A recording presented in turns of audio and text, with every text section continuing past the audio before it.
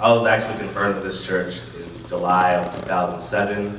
As Pastor Ann said, I was the first LIT of the youth group after being in the youth group from middle school to junior year of high school, where around my junior year of high school, my senior year of high school, I was the first LIT.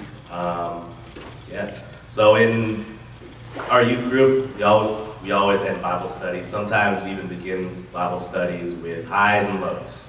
You know, sharing the high points in our weeks and our low points. You know, that's just as an example. Low point, a low. I didn't do so well on a test today. I know that was my low for a lot of Bible studies. Sometimes there were highs, like I did very well on a test. That was always nice. So, you know, thinking about highs and lows in your life, I can't think of a better way to describe what life as a Christian was like than a never-ending series of highs and lows. There were times of triumph and pride, and then there were times of anger and disappointment. Whether I was smiling and laughing or crying my eyes out, being angry, every single step of the way helped me grow. Around last year, I was really beginning to notice another change within me. I didn't go home as often as my first year of college. For those that don't know, I'm currently in my 4th year of college in San Francisco State University. When I was home, I dreaded the thought of going to church. Being away from home and going to college led me to drifting away from the building that I once called home, St. Paul United Methodist Church. I was undergoing a lot of stress and anxiety about my future, realizing that the original career path that I set out when I first stepped into college was something that I was no longer passionate about. I related the pain that I was going through, and I was taking it out on the church that I was comfortable in, the church that I once called home, for the past years of my middle school and high school life. I wasn't singing, I was not listening, I was not interacting with the people that I used to socialize with on a weekly basis. I no longer cared about being there. St. Paul United Methodist Church no longer felt like home to me. The reason why I wasn't in Fremont as often as was because of my growing involvement in the San Francisco community, particularly the Filipino American community.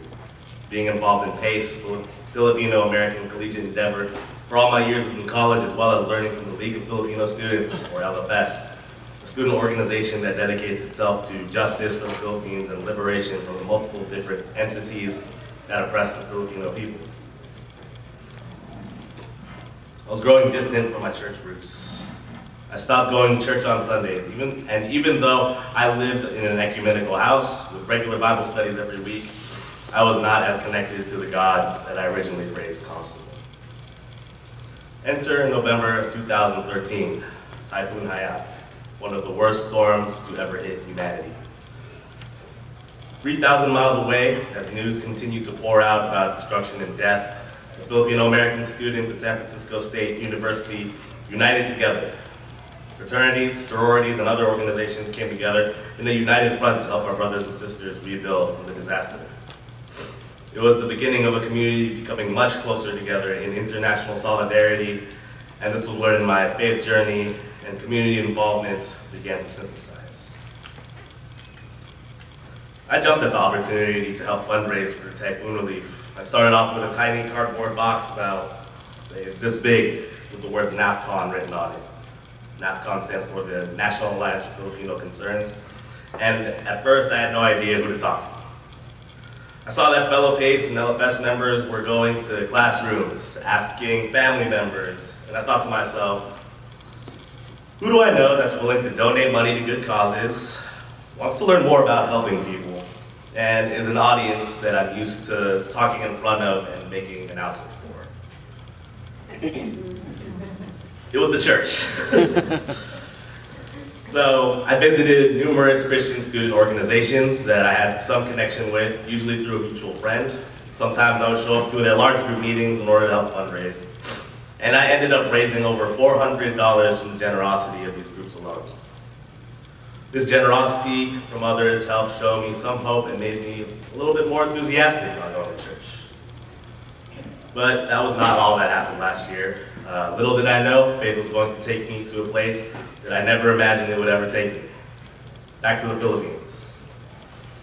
Originally, I was going to go to the GYPCLA, or Global Young Persons Convocation and Legislative Assembly, with Pastor Matt Pearson of Temple United Methodist Church at the time, now in Sonoma United Methodist Church.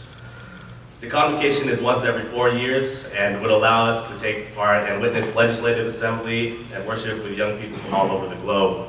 There were delegates from Russia, Germany, the Congo, United States, and of course the Philippines representing, as well as Cambodian delegates and various other countries as well. Sounds great, right? But there was more. Living in the ecumenical house at San Francisco State, I was able to meet Kira Azam, a former resident that ended up being a part of the Philippine Solidarity Task Force, or PSTF, for the California-Nevada Annual Conference. The PSTF extended an invitation to me to not just take part in the GYPCLA, but also be a part of their annual pastoral and solidarity visit, which would include going to Tacloban and Samar, areas that were devastated by Typhoon Haiyan, learning about the human rights violations that were happening in the Philippines, as well as take part in the Summer Institute for Climate Justice. I couldn't say yes fast enough. In the Philippines, I learned about church and faith work in a way that fit hand in hand with the justice work that I was very familiar with from LFS.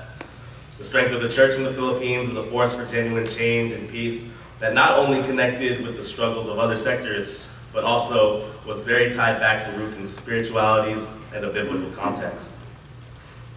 I found God not in a huge building surrounded by portraits and crosses, but in an overcrowded prison with women that refuse to let a system of oppression break their spirit. I think about the political detainees every day. I wear this bracelet, which was a gift from the political detainees that says, "Free all political prisoners." Especially the story of Andrea Rosal, who was illegally arrested while 7 months pregnant on false trumped up charges and was forced to give birth to her child while in prison. 2 days after she was born, Diona Rosal passed away. I find comfort in the bravery and resolve for justice that the prisoners have and how they continue to organize within the system and organize other prisoners in order to continue fighting against this corruption that landed them in prison in the first place.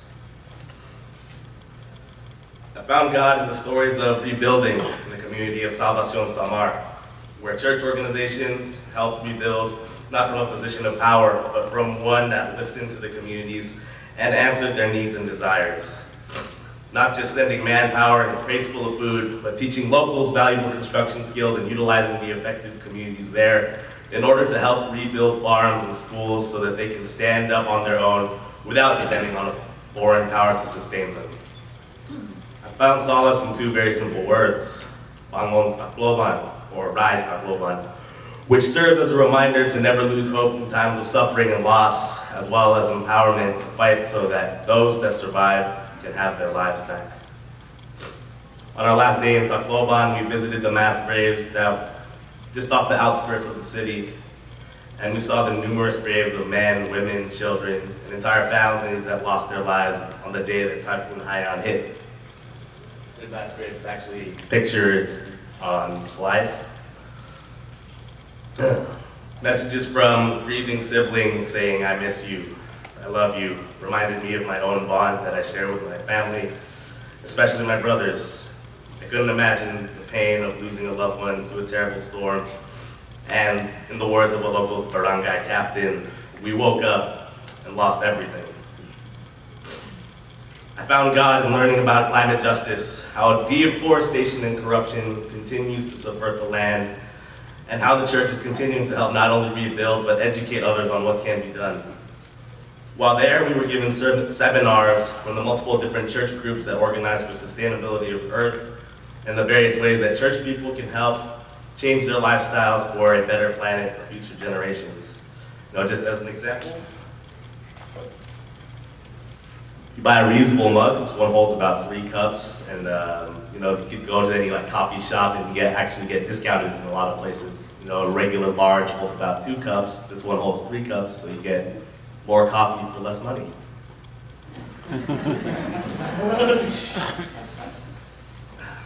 To me, the Word of God and the teachings of Jesus are not something that is a distant feeling that can only be felt but never explained.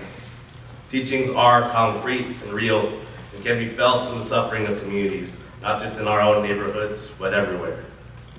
The church is not a place where we isolate ourselves from the outside world in order to learn and listen, but a place where we go for healing and to become healers of a world broken by corruption, physical and mental suffering, and the evils that separate and cause hatred. We have been given the opportunities as followers of Jesus to fight against injustice, be with those that are suffering, and to share his light with those around us. Brothers and sisters, being faithful does not just mean going to a building and worshiping until your voice hurts. It's not just crying until your eyes are bloodshot during a prayer, but also means tying the words of Jesus Christ into work with those that are suffering, and to not only show compassion in the form of monetary donations, but genuine solidarity with the community. Having faith means living out lives where the word of Christ is rooted in the real conditions that exist and fighting against that injustice. As Christians, it is our duty to stand up against injustice and corruption wherever it exists, and to let the word and vision of Jesus Christ be carried out through our servitude to the people.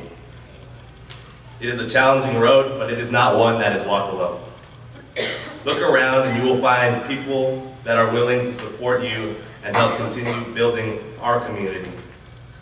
It is a difficult journey with so many highs and just as many lows, but it will not stop, and I have faith that as people of God, we will see victory. Thank you.